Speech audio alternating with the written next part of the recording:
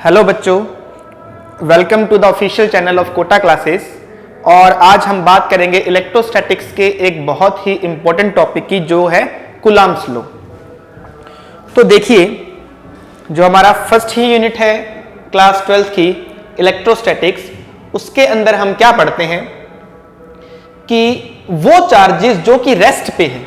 Electrostatics का मतलब ही बेटा है इलेक्ट्रोस्टैटिक्स का मतलब ही बेटा है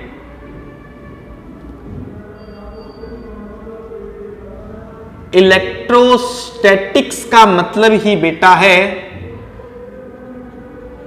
इलेक्ट्रो एंड स्टैटिक्स। मतलब इलेक्ट्रो का मतलब है चार्ज और स्टैटिक्स का मतलब है एट रेस्ट। तो वो चार्जेस बेटा जो कि रेस्ट पे है, उनकी बात बेटा हम इलेक्ट्रोस्टैटिक्स के अंदर करते हैं। अच्छा, तो दो तरीके के चार्जेस हमें बताए गए हैं। There are two types of charges, one is positive charge and another is negative charge. ठीक है, दोनों पर चार्जेस बताए गए हैं। जो आपका नेगेटिव चार्ज है वो होता है माइनस का 1.6 इंटू 10 की पावर माइनस का 19 coulomb, that is the charge carried by an electron. उसी तरीके से आपका जो प्रोटॉन है जो कि न्यूक्लियस में रहता है, उसके ऊपर इक्वल एंड अपोजिट चार्ज है। मतलब पॉजिटिव का 1.6 इंटू 10 की पावर माइनस का 19 कूलम चार्ज इनके ऊपर है। अब बात होती है कि ये दो चार्जेस हैं, अगर मैं एक चार्ज पॉजिटिव चार्ज को यहां रखूं, एक दूसरे चार्ज पॉजिटिव चार्ज को यहां रखूं, तो इनके बीच में कैसा इंटरेक्शन होगा। ये चार्जेस बेटा एक दूसरे पर फोर्स लगाते हैं, जिस फोर्स को हम इलेक्ट्रोस्टैटिक फोर्स बोलते हैं। और ये जो फोर्स है बेटा, ये डिपेंड करती है कि ये फोर्स रिपल्सिव होगी, दोनों चार्जेस एक दूसरे को रेपेल करेंगे या दोनों चार्जेस एक दूसरे को अट्रैक्ट करेंगे। ये डिपेंड करता है नेचर ऑफ चार्जेस पे। If both the charges are like charges, like दोनों पॉजिटिव पॉजिटिव है या नेगेटिव नेगेटिव है, तो they will repel each other. And if these charges are of opposite sign, एक पॉजिटिव है एक नेगेटिव है, तो they will come closer to each other and will attract each other. चलिए, तो अब हमें यह बात तो पता लग गई कि जो चार्जेस होते हैं वो एक दूसरे के ऊपर फोर्स लगाते हैं, एक दूसरे को अट्रैक्ट करते हैं, एक दूसरे के साथ इंटरैक्ट करते हैं। लेकिन ये जो फोर्स दोनों के बीच में लग रही है बेटा, ये फोर्स कितनी होती है, इस फोर्स का मैग्नीट्यूड क्या है, और इस फोर्स के बारे में जुड़ी हुई कुछ और भी बहुत अच्छी अच्छी बातें। तो अगर हम मैग्नीट्यूड की बात करें तो ये फोर्स कितनी होती है, इस चीज को कैलकुलेट करने के लिए हमारे पास में एक फॉर्मूला है, एक इक्वेशन है, जिस इक्वेशन का नाम है कूलम्ब्स लॉ। जिस इक्वेशन का नाम है कूलम्ब्स लॉ बेटा। तो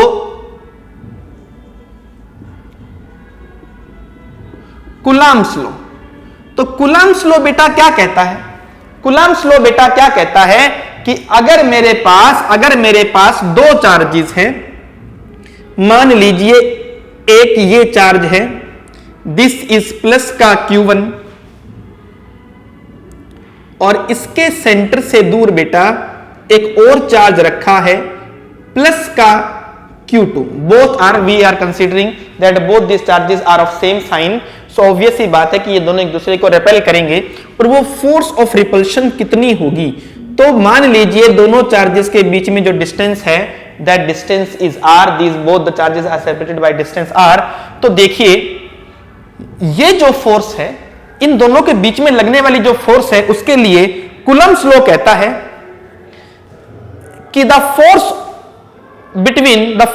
electrostatic force between two stationary point charges, बात पे ध्यान देना, two stationary point charges is directly proportional to the product of magnitude of these charges। वो कहता है कि अगर आपके पास कोई दो स्टेशनरी पॉइंट चार्जेस है, पॉइंट चार्जेस के बारे में बेटा मैं आपको बताऊंगा, पहले हम डेफिनेशन की बात कर लेते हैं। तो वो कहता है कि the electrostatic force between two stationary point charges is directly proportional to the product of these charges, to the product of magnitude of these charges, and inversely proportional to the square of the distance, and inversely proportional to the square of the distance। लेकिन बेटा जैसा आपने Coulomb's law में पढ़ा कि Coulomb's law सिर्फ और सिर्फ अप्लाइड है किसके ऊपर? पॉइंट चार्जेस के ऊपर। इसका मतलब है कि ये जो दोनों चार्जेस हैं, ये दोनों चार्जेस कैसे होने चाहिए? Point charges. चलिए तो थोड़ा पॉइंट चार्जेस के बारे में बात करते हैं। पॉइंट चार्जेस क्या है बेटा? क्या होते हैं point charges? This is A comparable term. ये एक कोई फिक्स्ड क्वांटिटी नहीं है बेटा, this is not a fixed quantity, this is just a comparable term. इसमें क्या होता है बेटा? इसमें क्या है कि अगर आपके पास दो चार्जेस हैं, मैं कह दूं कि let's say we have to spheres, हमारे पास दो स्फीयर्स हैं और इनका कुछ रेडियस आर है, दोनों सेम साइज के हैं, दोनों का रेडियस आर है, तो क्या मैं इनको पॉइंट मासेस या point, let's say these are charges, and क्या मैं इनको पॉइंट चार्जेस बोल सकता हूं? बोल सकता हूं, पर किस कंडीशन में बोल सकता हूं? मैंने माना है कि इन दोनों स्फीयर्स का रेडियस क्या है? आर है, ठीक है, कैपिटल आर है, कैपिटल आर हम मान लेते हैं। तो बेटा अगर इन दोनों के बीच की सेपरेशन जो है वो इतनी ज्यादा हो जाए, इतनी ज्यादा हो जाए कि ये जो इनका रेडियस आर है इसका कुछ फर्क ही ना पड़े, इससे कुछ फर्क ही ना पड़े, मतलब सिंपल सी बात है कि आपके पास एक स्फीयर है बड़ा, आप उसके ऊपर खड़े हो जाओ और आपके पास दूसरा स्फीयर है जो आपसे काफी दूर रखा है। अब आप जब खड़े हो उस स्फीयर के ऊपर तो आपको दिख रहा है कि आपके पैरों के जो नीचे स्फीयर है उसका साइज कितना बड़ा है। मैंने मान लिया काफी थोड़ा बड़ा स्फीयर है, उसके ऊपर आप खड़े हो तो ये आपको दिख रहा है, लेकिन बात इसको आप पॉइंट चार्ज नहीं बोल सकते, इसको आप पॉइंट चार्ज नहीं बोलोगे, सर ये तो बड़ा है। लेकिन जब आप उस दूसरे स्फीयर को देखोगे बड़ी दूर से तो क्या वो आपको बिल्कुल एक छोटा सा पॉइंट ही दिखाई देगा? और अगर आप यहां से उठ करके अगर आप उस स्फीयर पे चले जाओगे और फिर इसको देखोगे तो क्या ये भी आपको एक छोटा सा पॉइंट दिखाई देगा? मतलब ये एक कंपैरेबल टर्म है। मतलब अब अगर बेटा मैं उस स्फीयर को देखूं तो क्या बेटा उसका रेडियस कुछ भी है?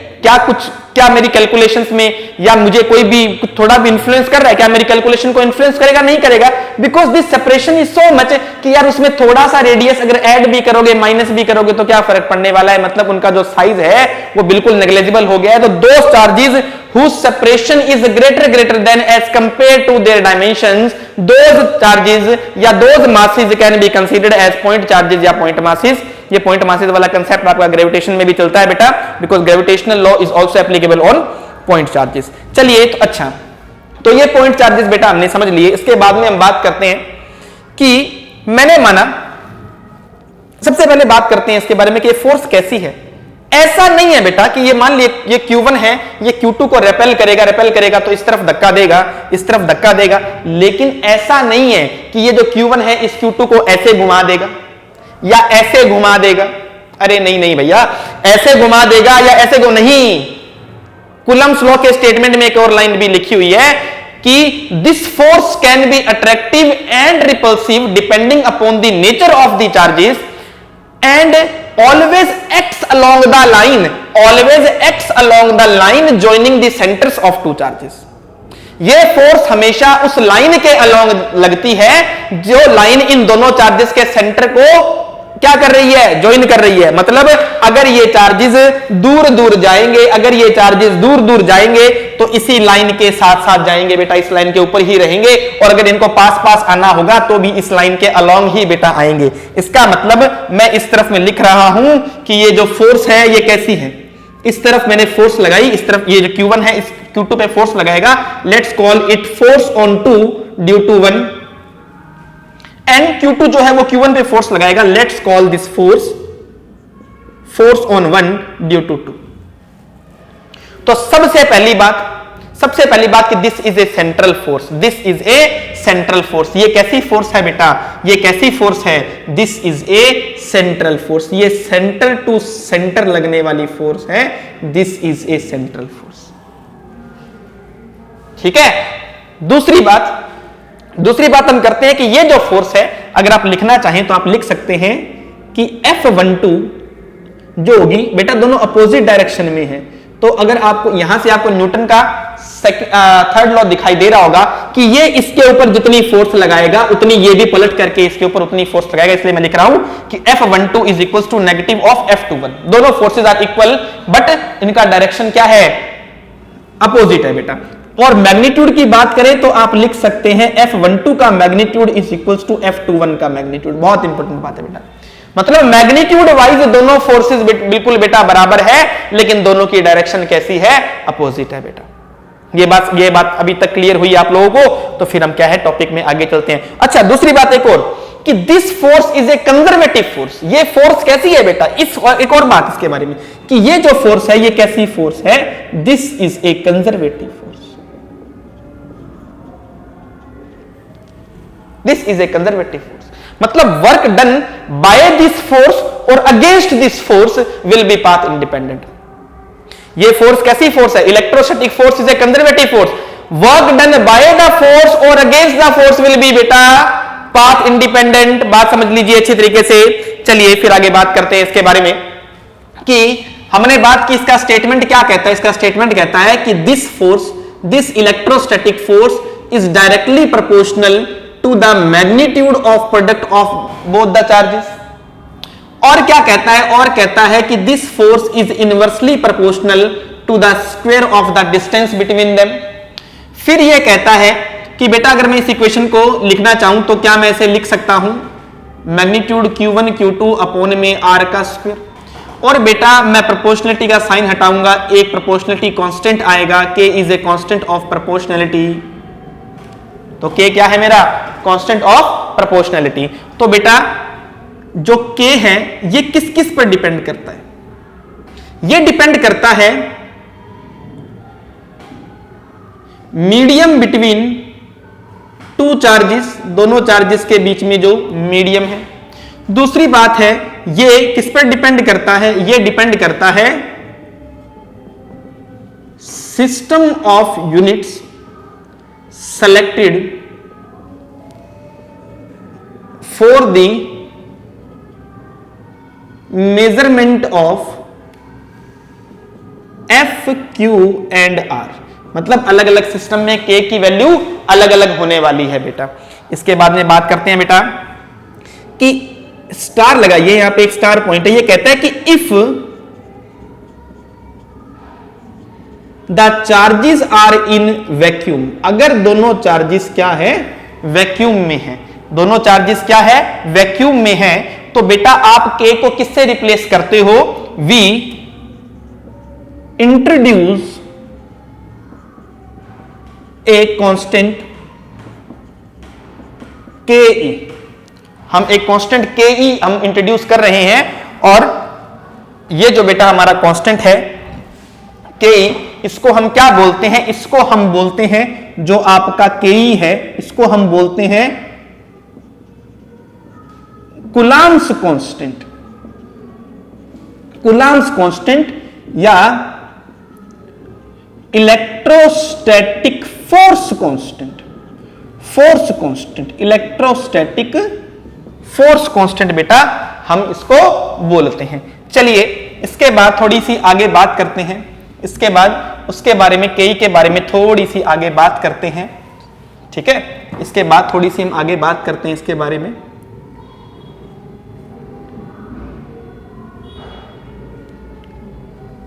कूलम्ब्स लॉ की ही हेडिंग चल रही है हमारी।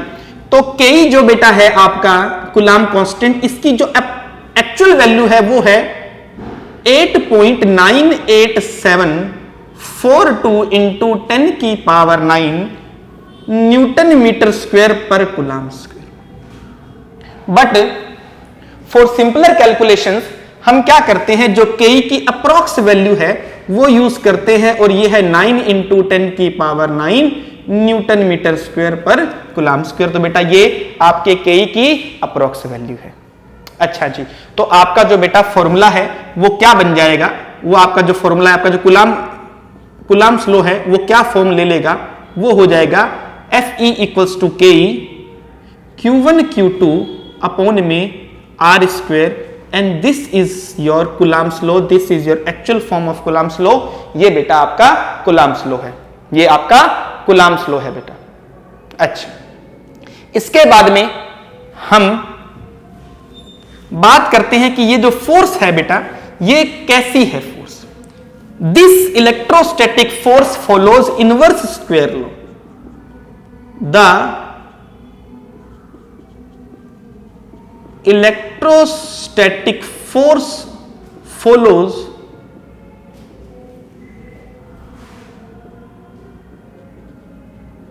Inverse square law. कैसा लॉ फॉलो करती है बेटा? इनवर्स स्क्वायर लॉ फॉलो करती है। F is inversely proportional to R square. अगर आप इनका ग्राफ बनाना चाहें, अगर आप बेटा इनका ग्राफ बनाना चाहें तो बेटा इन फोर्स वर्सेस R का ग्राफ जो है वो आप बना सकते हैं। ये जो ग्राफ है ये बेटा ऐसा बनेगा, जैसे जैसे R बढ़ेगा वैसे वैसे F आपकी कम होती जाएगी। इसी बात को हम एक और अच्छे तरीके से समझ सकते हैं कि इनिशियली क्या है कि मान लिया आपकी जो फोर्स है, अगर चार्जेस r डिस्टेंस पे रखे हैं तो आपकी जो फोर्स है वो है Ke Q1 Q2 अपॉन में R स्क्वायर। तो मैं कहता हूं कि इफ R इज डबल्ड, अगर मैंने R को डबल किया, R को डबल किया तो बेटा ये फोर्स जो है, let's call this force F dash equals to, ये कितना हो जाएगा Ke Q1 Q2 अपॉन में 2R का स्क्वायर, मतलब Ke, एक मिनट, मतलब 1/4 Ke Q1 Q2 अपॉन में R का स्क्वायर। और Ke Q1 Q2 अपॉन में R का स्क्वायर क्या है बेटा? ये तो Fe ही है, ये तो Fe ही है। तो मैं लिख सकता हूं कि Fe डैश कितना हो गया बेटा आपका? Fe/4। मतलब अगर आप दोनों चार्जेस को दूर लेकर के गए, पहले R डिस्टेंस पे थे और फिर R/2R डिस्टेंस पर लेकर गए, तो आपकी फोर्स कितनी होगी बेटा? आधी नहीं हुई, 4 गुना हो गई, 4 गुना घट गई, 4 गुना Fe/4, 4 गुना घट गई है बेटा। उसी तरीके से बेटा आप लिख सकते हैं, आप लिख सकते हैं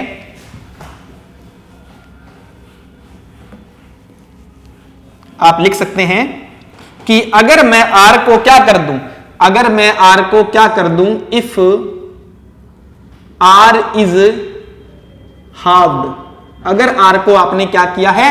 हाफ किया है, आधा किया है, तो बेटा आप क्या लिखेंगे? आप लिखेंगे कि Fe dash equals to Ke Q1 Q2 upon में R/2 का होल स्क्वायर। और बेटा ये आपको मिलेगा, ये आपको मिलेगा 4Ke Q1 Q2 अपॉन में R का square. And we can say that Ke Q1 Q2 upon R square is Fe initial force when the charges were at distance R। तो बेटा ये आपके पास हो जाएगा 4Fe। वेरी इंपॉर्टेंट रिजल्ट बेटा, आप न्यूमेरिकल्स में इस चीज को सीधा सीधा यूज कर सकते हैं। ये जो दोनों रिजल्ट मैंने आपको दिए इनको न्यूमेरिकल में आप सीधा सीधा यूज कर सकते हैं और ये आपके काफी काम आने वाले हैं। तो बेटा ये कूलम्ब्स लॉ था। उसके बाद में बेटा कूलम्ब्स लॉ के अंदर एक और बात कही गई है कि जो कूलम्ब्स लॉ है बेटा वो मीडियम पर डिपेंड करता है, मीडियम पर डिपेंड करता है। अच्छा जी, तो मीडियम के बारे में जब बेटा हम बात करते हैं तो देखिए जो आपका ये Ke है, ये आपका जो Ke है ये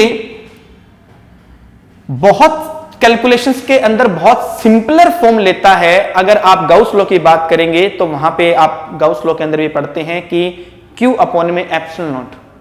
ये जो Ke है बेटा ये मीडियम पर डिपेंडेंट है और इस Ke को बेटा हम लिख सकते हैं, इस Ke को हम लिख सकते हैं 4 पाई एप्सिलॉन नॉट और इसकी वैल्यू है 9 × 10⁹ न्यूटन मीटर स्क्वायर पर कूलम्ब स्क्वायर। इसमें जो 4 पाई है ये सिंपली आपने Ke को रैशनलाइज किया है और जो आपका एप्सिलॉन नॉट है, epsilon not is called permittivity of free space. ये जो आपका एप्सिलॉन नॉट है इसको आप बोलते हो परमिटिविटी ऑफ फ्री स्पेस या वैक्यूम। और बेटा ये जो एप्सिलॉन नॉट है इसकी जो वैल्यू है वो क्या होती है? ये होती है 8.85 × 10⁻⁻12 कूलम्ब स्क्वायर पर न्यूटन मीटर स्क्वायर। और एप्सिलॉन का मतलब क्या है? जो परमिटिविटी है उसका मतलब है कि जो मीडियम है बेटा, जो मीडियम, अभी तो हमने चार्जेस को वैक्यूम में रखा है लेकिन आगे हम मीडियम की भी थोड़ी सी बात करेंगे इस वीडियो के अंदर। तो एप्सिलॉन का मतलब होता है बेटा कि कोई मीडियम, कोई दो चार्जेस अगर आपने एक पर्टिकुलर मीडियम में रखे हैं और उनके बीच में फोर्स लग रही है तो वो जो मीडियम है वो उस फोर्स को कन्वे होने में, दोनों चार्जेस एक दूसरे के ऊपर, because this is a action at A distance force, this is a action at A distance force. Charges को एक दूसरे को फोर्स लगाने के लिए पास जाने की जरूरत नहीं है, दूर से ही लगा रहे हैं, तो बेटा ये फोर्स क्या है, इस मीडियम के अंदर ट्रेवल करेगी। तो ये मीडियम बेटा कितना सपोर्ट करता है दोनों चार्जेस के बीच में लगने वाली फोर्स को, या कितना अपोज करता है, इस बात को डिफाइन करती है बेटा permittivity. It is the measure of the degree the medium allows the interaction of the two charges placed in it. ये मेजर है कि जो चार्जेस आपने एक पर्टिकुलर मीडियम में रखे हैं उनके बीच में जो फोर्स लग रही है, परमिटिविटी परमिटिविटी हम बार बार बेटा इस वर्ड को सुनते हैं पर हम इसका एक्चुअल मीनिंग जो है उसको नहीं पकड़ पाते। इसका एक्चुअल मीनिंग है कि यार जो मीडियम है उसका क्या रोल है, वो कितना अलाउ कर रहा है दोनों चार्जेस को एक दूसरे के साथ इंटरेक्ट करने के लिए या एक दूसरे के ऊपर फोर्स लगाने के लिए, तो उस चीज को डिफाइन किया जाता है बेटा परमिटिविटी से। चलिए इसके बारे में अब थोड़ी सी बात कर लेते हैं, थोड़ी सी मीडियम के बारे में। जब हम मीडियम पे आ गए हैं तो थोड़ी सी बात अब मीडियम के बारे में भी करनी पड़ेगी बेटा। और जो आपको मैं अभी आगे इक्वेशन दूंगा ये भी न्यूमेरिकल पर्सपेक्टिव से बेटा बहुत इंपॉर्टेंट है और आपके अच्छे अच्छे न्यूमेरिकल इससे हो जाएंगे। तो कहता है कि इफ